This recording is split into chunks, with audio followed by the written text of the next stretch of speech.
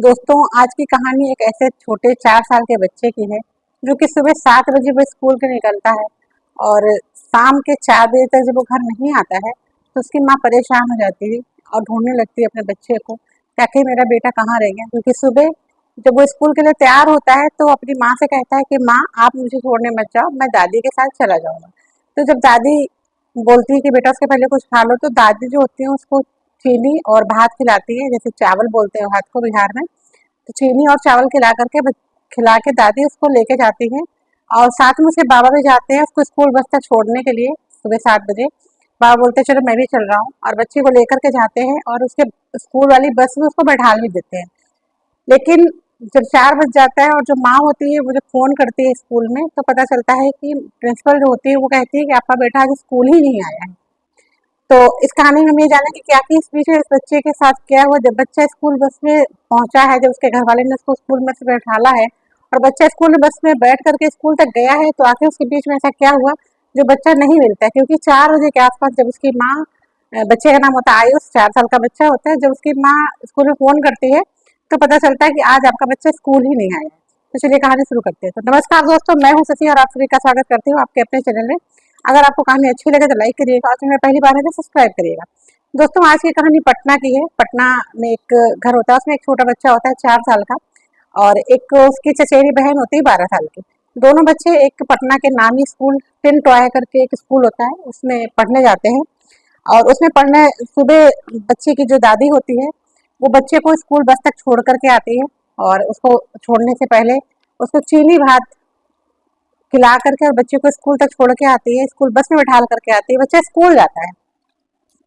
लेकिन जब शाम हो जाती है, शाम के 4 बज जाते हैं, तो एक तो बच्चे का शेड्यूल ऐसा होता है कि सुबह 7 बजे उसका स्कूल होता है, उसके बाद 12 बजे तक उसकी क्लासेज होती है, फिर 1:30 यानी 1:30 बजे तक वो 12 से लेकर के 1:30 बजे तक उसका जो होता है वो ब्रेक टाइम होता है, और 1:30 से लेकर के 3 बजे तक उसका कोचिंग होती है वहीं पर।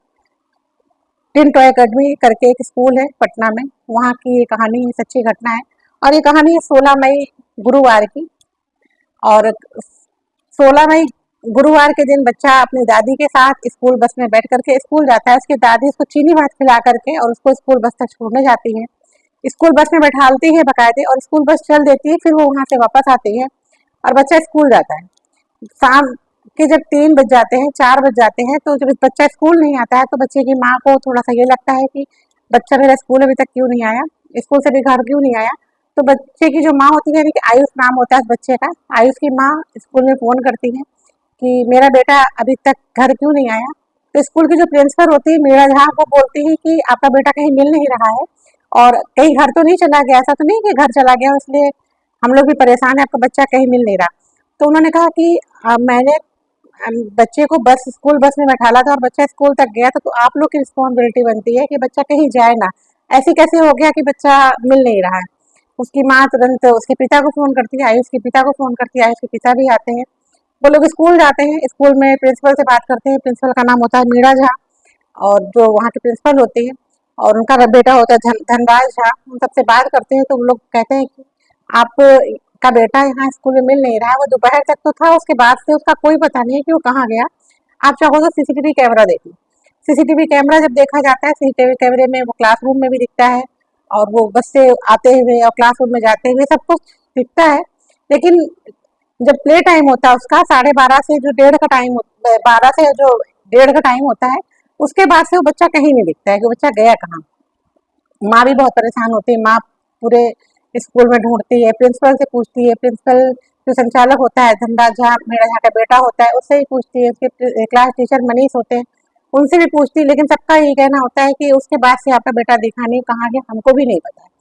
फिर आयुष की माँ और उसके पिता थाने में जाते हैं और वहाँ पे कंप्लेन करते हैं।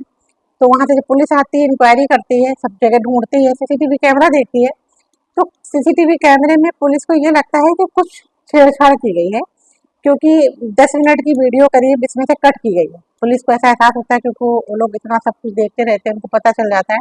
और आयुष के पिता को भी कहीं ना कहीं डाउट होता है कि बीच की जो क्लिपिंग होती है वो मिसिंग है। उसके बाद पुलिस अपने स्तर से छानबीन करती है और दो जाती है, स्कूल देखती है, पूरा सब जगह देखती है। स्कूल में एक कमरा होता है, मैं यहाँ पे फोटो ऐड कर दूंगी, आप लोग देख लीजिएगा।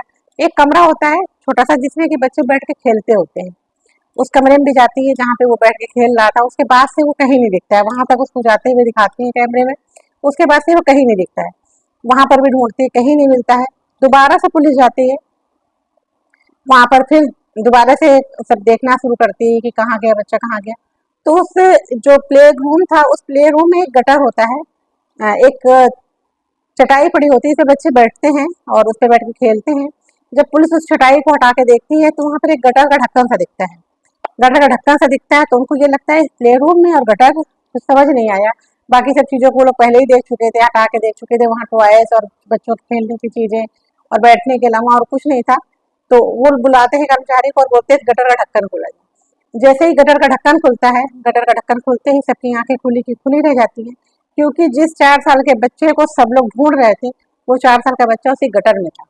और प्रिंसिपल और उनका स्कूल का संचालक सब ये कह रहे थे कि बच्चा दोपहर के बाद से मिल ही नहीं रहा है। स्कूल भेजते समय उसकी माँ ने क्या सोच कर भेजा होगा कि आज मेरा बेटा जा रहा है, उसको टिफिन दिया, उसका टिफिन भी उसने खाया, मतलब लंच भी उसने खाया, और लंच के बाद से उसके बेटे के साथ ऐसा क्या हो गया कि वो गटर में मिला। और उसकी माँ बहुत रो रही थी, छटपटा रही थी, सब पूछ रहे थे।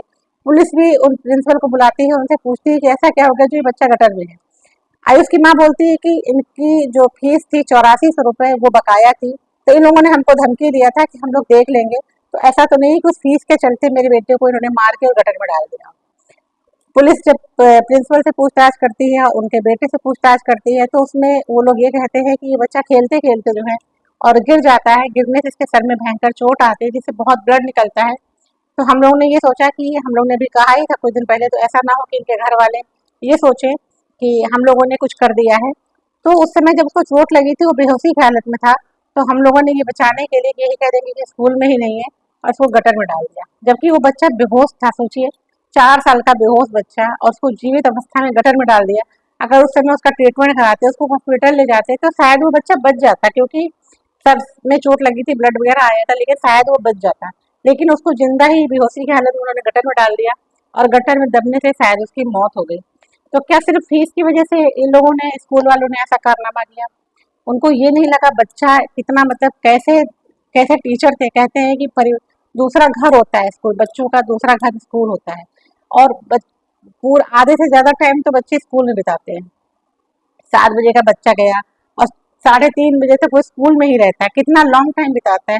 उसके बाद उसके साथ ये हो रहा होता है। उसकी जो चचेरी बहन होती है जो उसी स्कूल में पढ़ती है, वो बताती है कि जब ये सब कुछ हो रहा था तो मैं वहीं खड़ी थी, मैं देख रही थी, मैंने कहा था प्रिंसिपल से कि मैम आप भाई को दे दो, मैं भाई को घर लेके जाती हूँ, वहां पर उसका ट्रीटमेंट हो जाएगा।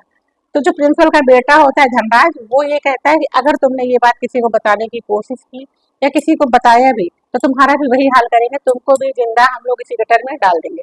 वो 12 साल की बच्ची इतनी डरी हुई होती है कि वो हिम्मत नहीं जुटा पाती है कि अपने घर में किसी को कुछ भी बताए। लेकिन जब इस पूरे केस का खुलासा होता है, 16 मई गुरुवार की दोपहर की बात है, और 17 मई मतलब गुरुवार की रात 3 बजे गटर से आयुष की बॉडी बाहर निकाली जाती है। जो भी सुनता है हैरान रह जाता है कि स्कूल में इस तरह के कारनामे हो रहे हैं, और क्या हो सकता है जब बच्चा स्कूल में भी सुरक्षित नहीं, 4 साल का मासूम सा बच्चा, और स्कूल गया इतनी खुशी खुशी से, उसके साथ ये होता है कि फीस के लिए 8400 रुपये, मात्र 8400 रुपये के लिए क्या कोई स्कूल या कोई टीचर इस तरह की हरकत कर सकता है क्या? लेकिन वो लोग ये कह रहे हैं कि फीस की वजह से ऐसा कुछ नहीं हुआ, ये बच्चा खेलते खेलते गिर गया था और गिरने से इसको चोट लगी है। और हम लोग ये सोच करके इस मामले को दबाने की कोशिश कर रहे थे कि ऐसा ना हो कि इनके घर वाले हम लोगों के ऊपर खिलाफ ही कुछ मुकदमा कर दें कि हम लोगों ने कुछ किया है। हम लोगों ने डर की वजह से ये काम किया था, फीस की वजह से ये काम नहीं किया था। लेकिन फिर भी अगर उसके बच्चे को चोट लगी थी तो उस बच्चे को हॉस्पिटल लेके जाना चाहिए था, उसका ट्रीटमेंट कराना चाहिए था, उनके घर वालों को खबर करनी चाहिए थी, ना कि एक बेहोश 4 साल के बच्चे को गटर में डालना चाहिए था। आप लोग का इस कहानी के बारे में क्या राय है, कमेंट बॉक्स में जरूर बताइएगा। मिलते किसी नई कहानी के साथ, तब तक के लिए नमस्कार।